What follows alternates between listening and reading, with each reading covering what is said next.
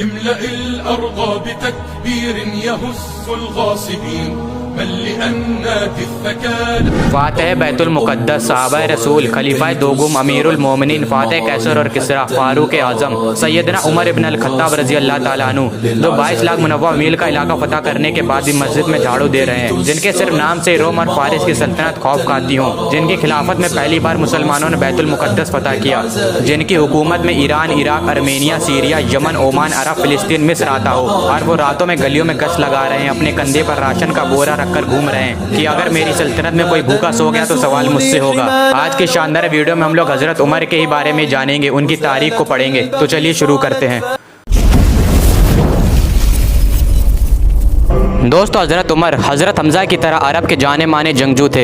इस्लाम कबूल करने से पहले हज़रत उमर इस्लाम के बहुत बड़े दुश्मन थे, यहाँ तक कि आप अपने घर से तलवार लेकर निकले थे गलत मकसद से। लेकिन जब आप रसूल अल्लाह के घर जा रहे थे तो आपको रास्ते में किसी ने बताया कि आपके बहन और बहनों ने भी इस्लाम कबूल कर लिया है। ये सुनकर आपने अपना रास्ता बदल लिया और आप अपनी बहन के घर पहुँचे, जहाँ पर आपको कुरान के पढ़ने की आवाज़ सुनाई दी। आप घर के अंदर घुसे और आप अपनी बहन और बहनों से लड़ने लगे, लेकिन बाद में आपने कुरान के लफ्ज़ों से मुतासिर होकर इस्लाम को अपना लिया। अल्लाह की कुदरत देखिए, जो उमर अभी तलवार लेकर निकले थे अब वो सहाबी रसूल बन गए हैं। हज़रत उमर इस्लाम कबूल करने के बाद हर एक मुनाफिक और काफिर के घर पर गए और गेट खटखटाया। जैसे ही सुनना होता था कि उमर आया है वैसी रूह निकल जाती थी, सन्नाटा सा फैल जाता था। आप कहते थे कि मैंने इस्लाम कबूल कर लिया है, आओ और तुम भी मेरे साथ शामिल हो जाओ। यहाँ तक कि आपने ऐलान करवाया कि अगर किसी को अपनी बीवी को बेवा कराना हो, बच्चों को यतीम करवाना हो, वो उमर के मुकाबले में आए। किसी में भी इतनी हिम्मत ना थी कि वो आपका सामना करता। हज़रत उमर के इस्लाम कबूल करने से पहले मुसलमान छुपकर नमाज पढ़ा करते थे, लेकिन हज़रत उमर के इस्लाम कबूल करने के बाद मुसलमानों ने बेखौफ होकर नमाज पढ़ना शुरू कर दिया। रसूल अल्लाह सल्लल्लाहु अलैहि वसल्लम ने हज़रत उमर को फ़ारूक के लक़ब से नवाजा था, जिसका मतलब है सच को झूठ से अलग करने वाला। रसूल अल्लाह ने फरमाया कि अगर मेरे बाद कोई नबी होता तो वो उमर होता। जिस रास्ते से उमर गुजर जाए उस रास्ते से शैतान गुजर नहीं सकता। इस दुनिया की तारीख में क्या कोई ऐसा बादशाह, कोई ऐसा शहंशाह और कोई ऐसा हुक्मरान गुजरा है जो 22 लाख मुनव्वा मील का इलाका फ़तह करने के बाद मस्जिद में झाड़ू दे रहा हो? आपकी खिलाफत का ये आलम था कि आप रातों में गलियों में गश्त लगाते थे कि अगर किसी को कोई ज़रूरत हो वो मैं पूरी कर दूं। अगर मेरी खिलाफत में कोई भूखा सो गया तो सवाल मुझसे होगा। एक बार आप एक घर के सामने से गुजर रहे थे तो आपने उस घर से रोते हुए बच्चों की आवाज़ सुनी। जब आपने उनकी माँ से पूछा तो उन्होंने बताया कि ये बच्चे भूख से रो रहे हैं। तो आप आवाम के गोदाम में गए, वहाँ पर हज़रत उमर ने अनाज का बोरा अपने पीठ पर रखा और फिर उन बच्चों के घर पर आए और अपने हाथ से उन्हें खाना बनाकर खिलाया। काफिरों ने कहा कि अगर एक उमर और होता तो पूरी दुनिया में इस्लाम फैल जाता। मेरे नबी ने कहा कि अगर मेरे बाद कोई नबी होता तो वो उमर होता। इतनी अजीम हस्ती हज़रत उमर रज़ी अल्लाह ताला अन्हु, जिनकी सल्तनत इस्लाम के फैलने के ज़रिए से बनी। हज़रत अम्र बिन अलास रज़ी अल्लाह ताला अन्हु गवर्नर थे मिस्र के। एक घोड़ दौड़ में उनके बेटे ने घोड़ा दौड़ाया और बाकी लोगों ने भी दौड़ाया। इस दौड़ में एक आम आदमी का घोड़ा उनके बेटे के घोड़े से आगे निकल गया तो अम्र बिन अल-आस के बेटे को गुस्सा आ गया और उन्होंने गुस्से में उस आम आदमी को मारना शुरू कर दिया। उस आम आदमी के बाप ने हज़रत उमर के पास आकर फरियाद लगाई।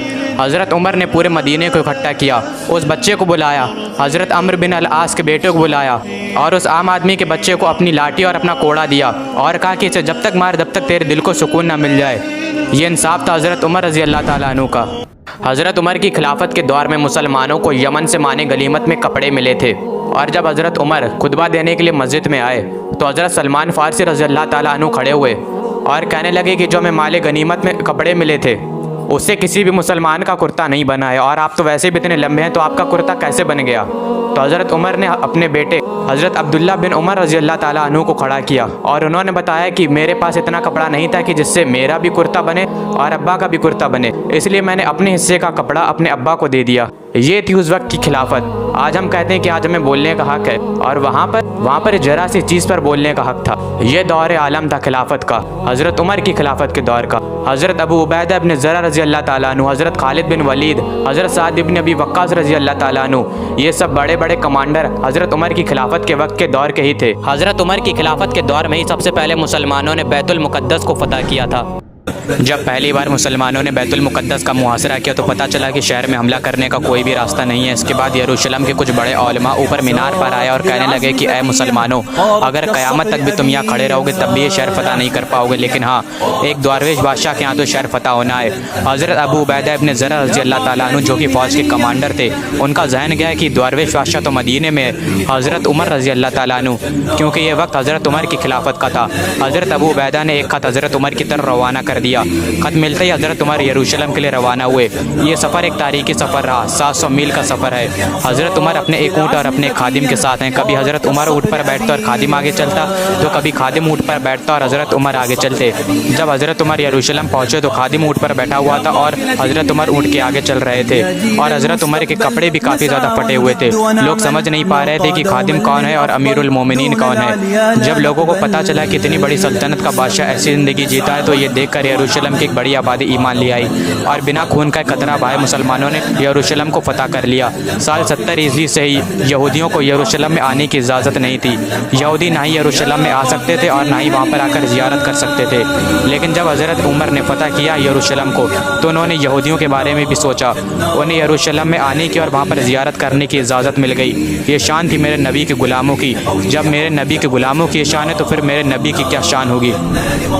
हज़रत उमर की खिलाफत के दौर में जो ससानी सल्तनत थी, फ़ारिस की सल्तनत, वो सिर्फ 10 सालों में ख़त्म हो गई। हरमुजान जो कि इस सल्तनत का एक जनरल था, उसे हज़रत उमर के सामने पेश किया गया। हज़रत उमर ने फरमाया कि वाजिबुल कत्ल है, इसका सर इसके तन से जुदा कर दो। हरमुजान कहने लगा कि ऐ अमीरुल मोमिनीन, मुसलमानों के खलीफा, मुझे पानी चाहिए, मुझे प्यास लगी। हज़रत उमर ने फरमाया कि इसे पानी दे दो। हरमुजान ने कहा कि ऐ अमीरुल मोमिनीन, अब आप ज़मानत दीजिए कि जब तक मैं ये पानी ना पी लूँ तब तक आप मुझे कत्ल करने का हुक्म नहीं देंगे। हज़रत उमर ने फरमाया ठीक है, तुम पानी पियो, तुम्हें कोई भी नुकसान नहीं पहुंचाएगा। उसने वो पानी का बर्तन फेंक दिया और कहने लगा कि ऐ अमीरुल मोमिनीन, आपने मुझे ज़मानत दी थी कि जब तक मैं ये पानी ना पी लूँ तब तक आप मुझे कत्ल नहीं करेंगे। इस तरह से उसने अपनी जान बचा ली। फिर उसने अबू लुलु फ़िहोस को चुना हज़रत उमर का कत्ल करने के लिए। अबू लुलु फ़िहोस जो कि हज़रत मुगीरा का ग़ुलाम था, उसे हरमुजान ने इस काम के लिए तैयार किया। और जब हज़रत उमर मस्जिद में इमामत फरमा रहे थे तब उसने पीछे से आकर हज़रत उमर पर 5 से 6 खंजर से वार किए और हज़रत उमर को शहीद कर दिया। पता है अबू लुलु फ़िहोस को ईरान में क्या कहा गया? हज़रत अबू लुलु फ़िहोस। ईरानी जो अपनी कौम पर बहुत फ़ख्र महसूस करते थे, उस सल्तनत को ख़त्म कर दिया गया हज़रत उमर के हाथों, और उस सल्तनत के एक जनरल ने इस तरह अपना इंतकाम लिया। दुश्मनों को लगा था कि हज़रत उमर के कत्ल करने के बाद ये मुसलमानों की सल्तनत भी बिखर जाएगी। उन्हें लगा था कि ये पूरी इमारत हज़रत उमर के ऊपर खड़ी है, लेकिन ऐसा कुछ भी नहीं हुआ। हज़रत उमर के बाद हज़रत उस्मान की दौरे खिलाफत आई। ये जो इमारत थी ये रसूलुल्लाह सल्लल्लाहु अलैहि वसल्लम ने बनाई थी, इतनी मजबूत जिसे गिराना नामुमकिन था। और इसी के साथ हमारी तारीख़ इस्लाम सीरीज़ का पहला एपिसोड ख़त्म हुआ। मुलाकात होगी जल्दी किसी नए एपिसोड में। जब तक के लिए अल्लाह हाफ़िज़।